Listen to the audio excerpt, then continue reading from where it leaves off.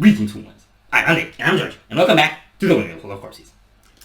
With some cock. C-O-C. Chaos over cosmos. The silver lining between the stars. This beauty is unreleased. I do reflex. So, this beauty, though, is released. This beauty. This thing right here. The ultimate multiverse. So Chaos Over Cosmos is an awesome project by guitarist Rafał Gluza, I think is how you say his name. The dude is Polish and he's pretty genius. I heard his debut album, pretty much prog power metal. I heard his second album, The Ultimate Multiverse, pretty much power metal meets death metal kind of thing, and with a very spacey vibe all the time. And I was also lucky enough to hear some previews from the new one, and I have one word for you. Tech-Death. Also, the song we're gonna check out now is the album opener, Violent Equilibrium, and it is just 10 minutes and 50 seconds long. So I have plenty of reasons to have hype and fear at the same time. Yes. And a lot of curiosity. Are you ready? No.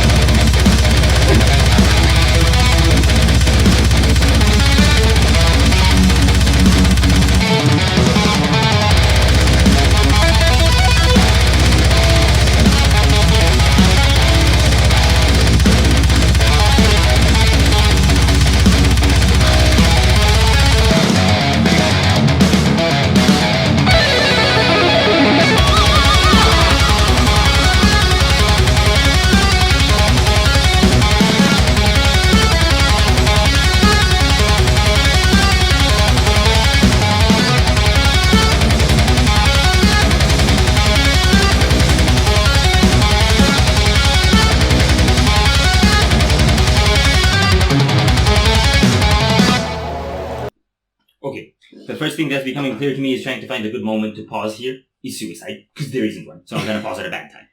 You know what's becoming clear to me? What? You know what it's like when songs take you on a journey? When you're on a journey, you usually see where you're going. This one's blindfolded. And with an electric socket up your rear end. Yeah, okay, so the really electronic-y digital sound is a typical Chaos Over Cosmos thing. He does it all the time, especially on the newer stuff, from what I've heard. What's really surprising for me is that there were no vocals so far. Yes, and as far as I know, this album should have vocals. I don't know. I hope I'm not checking out an instrumental version or something, but it doesn't say anything like that. How much can someone shred? Okay, let's talk after.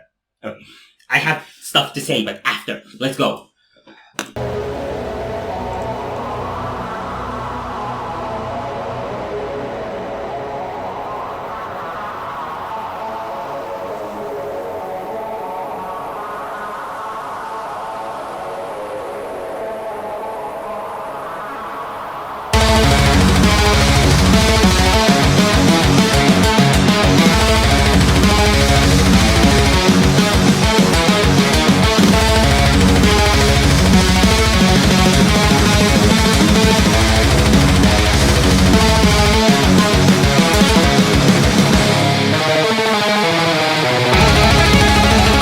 Here we go.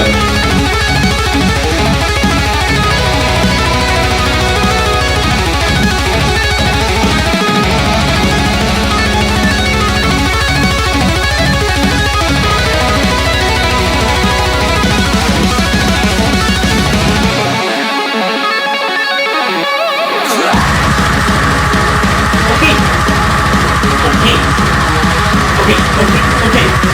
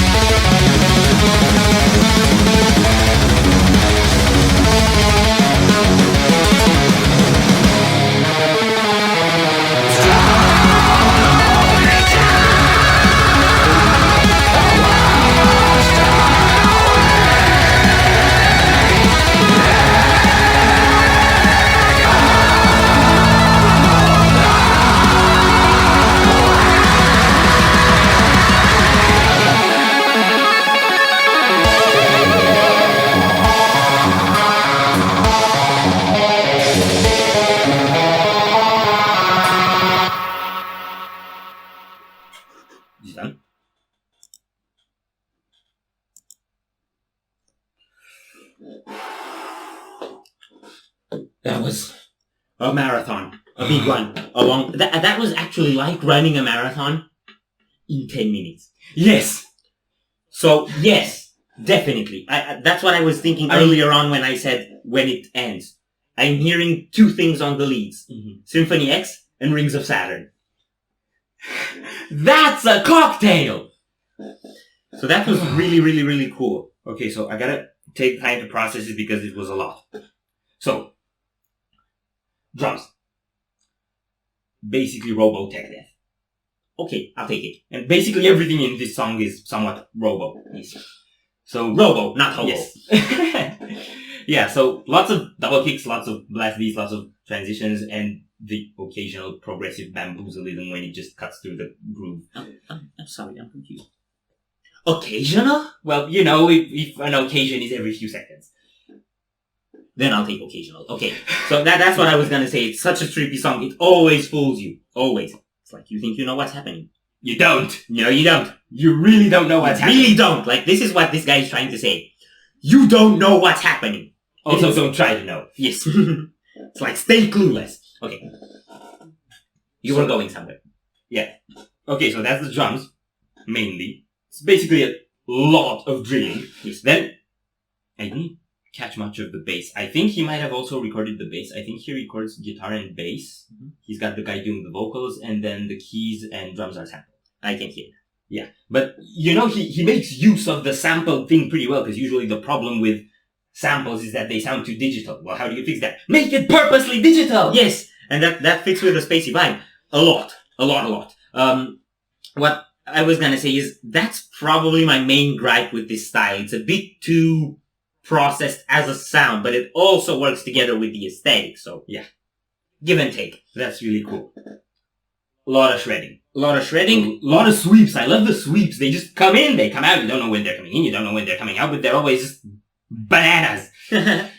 Yeah. The vocals were pretty one-sided, just screams, and they came pretty far late into the song, like I think more than 4 minutes in. I was starting to get worried there weren't going to be any vocals.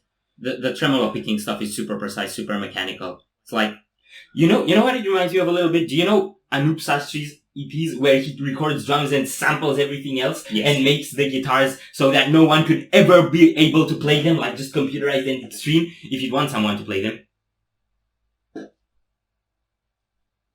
You. Okay. I don't know, but maybe. Okay, so that was pretty bananas. Pretty intense, and I loved it as much as it gave me a headache, and I don't know how I'm gonna sit through this entire album. But, I'm really excited to check the full thing now. I guess that's it. If you enjoyed our reaction, we greatly appreciate the likes and shares. And if you want to see more, don't forget to subscribe with bells on. Thank you very much for stopping by. We hope you enjoyed your stay, and we'd love to see you back at the Windmill very soon. Corpse out.